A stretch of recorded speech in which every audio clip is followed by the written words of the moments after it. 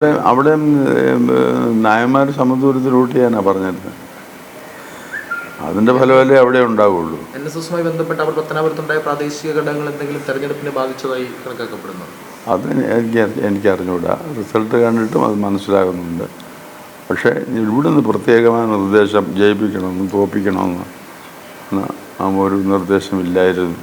ഈ വലിയ ഭൂരിപക്ഷം കിട്ടി ധർമ്മടം അടക്കമുള്ള സ്ഥലത്ത് മുഖ്യമന്ത്രി ആദ്യത്തെ 6 റൗണ്ടിൽ പിന്നിലേക്ക് പോയി. വലിയ ഭൂരിപക്ഷത്തിൽ കഴിഞ്ഞ തവണ ജയിച്ച മുഖ്യമന്ത്രി പോലും ഇത്തവണ ആദ്യത്തെ 6 റൗണ്ടിൽ പിന്നിലായിരുന്നു. അതൊക്കെ ജനത്തിൻ്റെ വികാരമാണെന്ന് ഞാൻ പറഞ്ഞല്ലോ.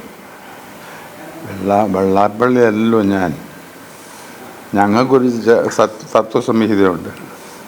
ആ തത്വസംഹിതയ്ക്കകത്ത് രാഷ്ട്രീയം ഒരുപോലെ കാണണം എന്നുള്ളതാണ് ഞങ്ങളുടെ നിലപാട്. അതുകൊണ്ട് വേറെ അതിനെപ്പറ്റിയൊന്നും പറയാനില്ല, പ്രത്യേകം പറയാനില്ല. അതുകൊണ്ട് പറയാതിരുന്ന പലതരത്തിലേക്ക് സെക്രട്ടറി വിമർശനം ഉന്നയിച്ച മേഖലയിലെല്ലാം അദ്ദേഹത്തെ തള്ളിപ്പറയാൻ CPM സർക്കാർ തയ്യാറാത്തതുകൊണ്ട് അവിടെ ഒരു വലിയ അതൊന്നും ഞാൻ അതിനെപ്പറ്റി പറയത്തില്ല. VD സതീശന്റെ നേതൃത്വത്തിലാണ്, ആ നേതൃപാടവത്തിലാണ് UDF ഇത്ര വലിയ നേട്ടം ഉണ്ടാക്കിയത് എന്ന് കരുതുന്നുണ്ടോ?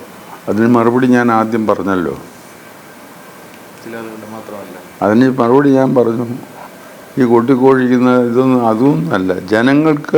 ജനങ്ങളുടെ മനസ്സിന് മുറിവേറ്റു, ഇത് തിരിച്ചു പിടിക്കണം എന്നവർക്ക് തോന്നിയപ്പോൾ അവർ ചെയ്ത വോട്ട് ഇവരും ആ കൂട്ടത്തിൽ നിന്നു എന്നുള്ളൂ. വേറെ ആൾട്ടർനേറ്റീവ് ഇല്ലാത്തതുകൊണ്ട് 12 മന്ത്രിമാരാണ് പരാജയപ്പെട്ടത്. അപ്പോൾ അവരുടെയൊക്കെ ഭരണ സംവിധാനത്തിൻ്റെ പരാജയമാണോ എന്ന് തോന്നുന്നുണ്ട്. ദേവസ്വം മന്ത്രി അടക്കം ഈ ശബരിമല വിഷയം അടക്കം വലിയ ചർച്ച ഉണ്ടായിരുന്നു. ദേവസ്വം മന്ത്രി അടക്കമുള്ള മന്ത്രിമാർ തോറ്റു.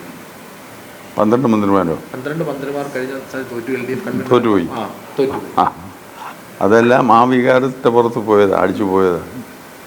നിലവിലിപ്പോൾ NSSനോട് അടുത്ത് നിൽക്കുന്ന NSS ഡയറക്ടർ ബോർഡ് അംഗം കൂടിയായിട്ടുള്ള ഒരു മന്ത്രി കൂടി പരാജയപ്പെട്ടു, പത്തനാപുരത്ത് KB ഗണേഷ് കുമാർ.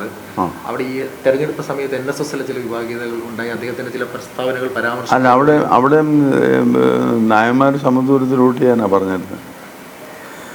അതിൻ്റെ ഫലമല്ലേ അവിടെ ഉണ്ടാവുള്ളൂ. NSSുമായി ബന്ധപ്പെട്ട് അവർ പത്തനാപുരത്തുണ്ടായ പ്രാദേശിക ഘടകങ്ങൾ എന്തെങ്കിലും തെരഞ്ഞെടുപ്പിനെ ബാധിച്ചതായി കണക്കാക്കപ്പെടുന്നു? അത് എനിക്ക് അറിഞ്ഞുകൂടാ. റിസൾട്ട് കണ്ടിട്ടും അത് മനസ്സിലാകുന്നുണ്ട്. പക്ഷേ ഇവിടുന്ന് പ്രത്യേകമായ നിർദ്ദേശം ജയിപ്പിക്കണമെന്ന് തോൽപ്പിക്കണമെന്ന് ഒരു നിർദ്ദേശമില്ലായിരുന്നു. ഈ വലിയ ഭൂരിപക്ഷം കിട്ടി ധർമ്മടം അടക്കമുള്ള സ്ഥലത്ത് മുഖ്യമന്ത്രി ആദ്യത്തെ 6 റൗണ്ടിൽ പിന്നിലേക്ക് പോയി. വലിയ ഭൂരിപക്ഷത്തിൽ കഴിഞ്ഞ തവണ ജയിച്ച മുഖ്യമന്ത്രി പോലും ഇത്തവണ ആദ്യത്തെ 6 റൗണ്ടിൽ പിന്നിലായിരുന്നു. അതൊക്കെ ജനത്തിൻ്റെ വികാരമാണെന്ന് ഞാൻ പറഞ്ഞല്ലോ. ഈ മന്ത്രിസഭാ രൂപീകരണം കഴിഞ്ഞ പ്രാവശ്യം ഞാൻ പറഞ്ഞല്ലേ ഭരണമാറ്റം ആവശ്യമാണെന്ന്. അന്നെല്ലാവരും കൂടെ എന്നെ കളിയാക്കി.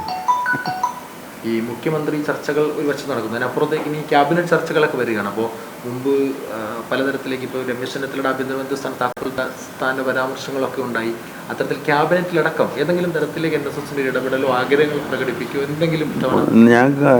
ഞങ്ങൾക്ക് അവകാശപ്പെട്ട കാര്യങ്ങൾ ആവശ്യപ്പെടുകയല്ലാതെ അനാവശ്യമായിട്ടോ എന്ത് സ്ഥാനങ്ങളോ മാനങ്ങളോ അതുപോലെ എന്തൊക്കെ ആണെങ്കിലും ഗവൺമെൻറ്റിൽ നിന്ന് അനധികൃതമായിട്ടൊന്നും നേടിയെടുക്കാൻ ഞങ്ങൾക്ക് താല്പര്യമില്ല, ഇതുവരെ നേടിയെടുത്തിട്ടുമില്ല. പിന്നെ എന്തെങ്കിലും നേടിയെടുത്തിട്ടുണ്ടെങ്കിൽ അത് അവർ ചെയ്യാഞ്ഞിട്ട് അത് കോടതി പോയി വാങ്ങിച്ചിട്ടുള്ളതേ ഉള്ളൂ. വിദ്യാഭ്യാസ മേഖലയിലടക്കമുള്ള കാര്യങ്ങൾ അതേ സമീപനം തന്നെ വരും കാലഘട്ടത്തിൽ തുടരുന്നതാണ്. അത് നയം തന്നെ തുടരും. ഞങ്ങൾ ആരോടൊന്നും ആവശ്യപ്പെടുകയില്ല. ഞങ്ങൾക്ക് അവകാശപ്പെട്ട് തന്നില്ലേ ഞങ്ങൾ പ്രശ്നമുണ്ടാക്കും. അർഹമായ പരിഗണന കോൺഗ്രസിന് കോൺഗ്രസിൽ നിന്ന് ലഭിക്കുമെന്ന് പ്രതീക്ഷിക്കുന്നുണ്ടോ? കോൺഗ്രസിനോ? സർക്കാരിൽ നിന്ന് അർഹമായ പരിഗണന NSSനും അവർ തന്നല്ലേ ഒക്കുള്ളൂ. ആര് വന്നാലും തന്നേ ഒക്കുള്ളൂ. ഇത് സമദൂരം പാലിച്ച് നിൽക്കുന്നൊരു കക്ഷിയല്ലേ.